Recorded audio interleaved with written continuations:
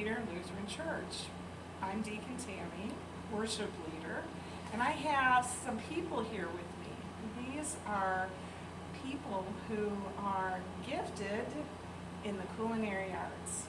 And I share that because for the next few months, between July and December, we're going to be meeting to share our favorite holiday cookies and recipes, as you can see.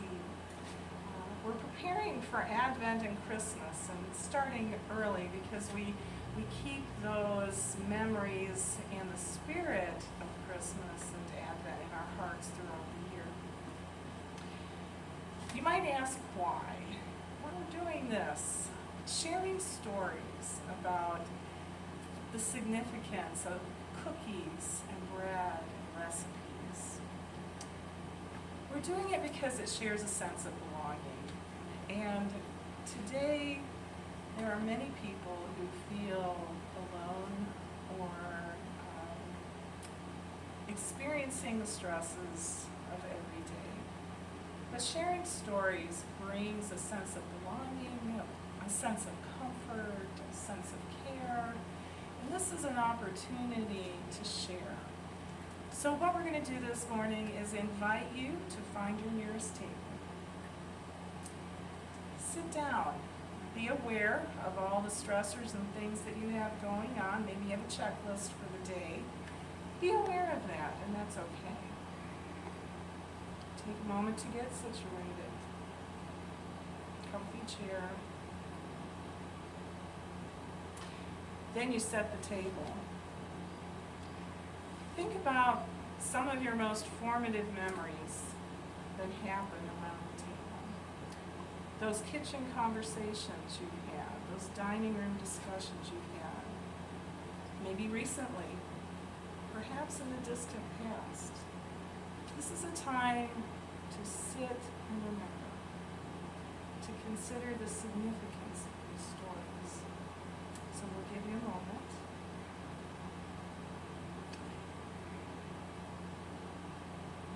I'd like to begin with Bev. If you would introduce yourself and tell us about your cookies and your recipe. Hi, my name is Bev, and I have two of my grandchildren here with me today, Lydia and Seth.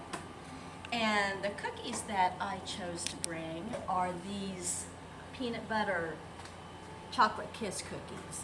Now, probably a lot of you maybe make these yourselves. They're not unfamiliar, but several years ago I found an easy recipe for these that I have made every Christmas, and they're pretty much fail-proof because they're made with Bisquick and condensed milk and vanilla and not a whole lot else, and they cook up great. And they're great for grandchildren to help with. How do you guys help with that? We unwrap the kisses, and then we also put the kisses in the cookies. And are they pretty good cookies? Okay. So if you want an easy cookie that's quick and kid-friendly, try that out. Those look yummy. Yeah. Yeah, they'll go great with coffee.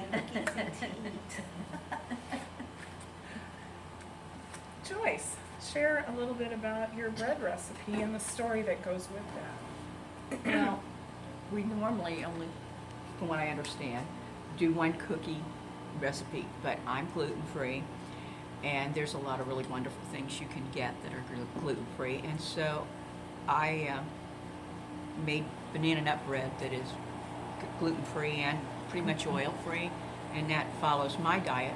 I can still share with all these people, not only the food, but the conversations, and it's an enjoyable thing. I really enjoy it. It's nice to be with good people.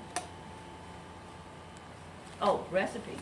Okay, now, this is a banana nut bread, and Kroger's has a good gluten-free section, and I buy the mix. It calls for oil in it, which is fine, but I chose to put applesauce in it instead of the oil to keep the calories down. I know that doesn't sound appetizing, but it's pretty good. And then put nuts in it to offset the calories to get more. So at any rate, I just brought that to share so I would have something to eat with the group.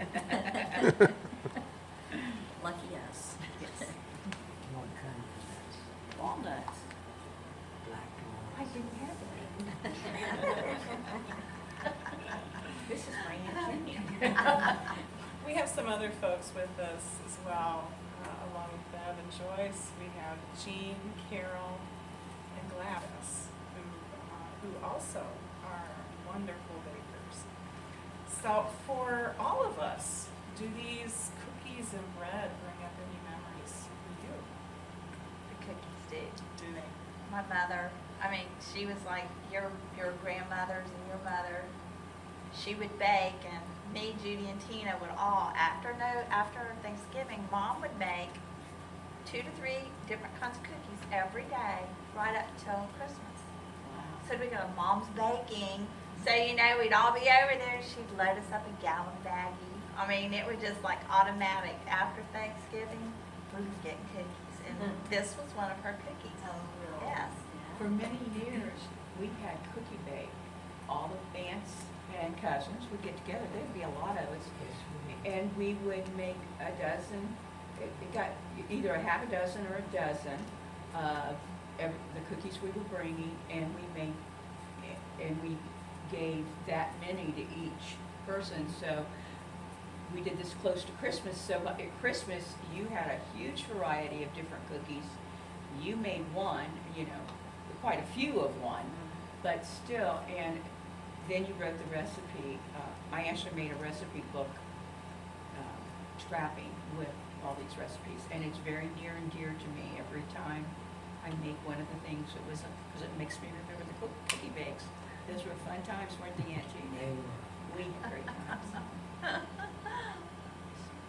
Well, they both bring back memories for me. My dad loved peanut butter and bananas, so perfect combo. My mom was an avid baker, so yes, and I love peanut butter too. So lots of good memories there of this table. You remember your grandmother's upside down pineapple cake Oh, yes.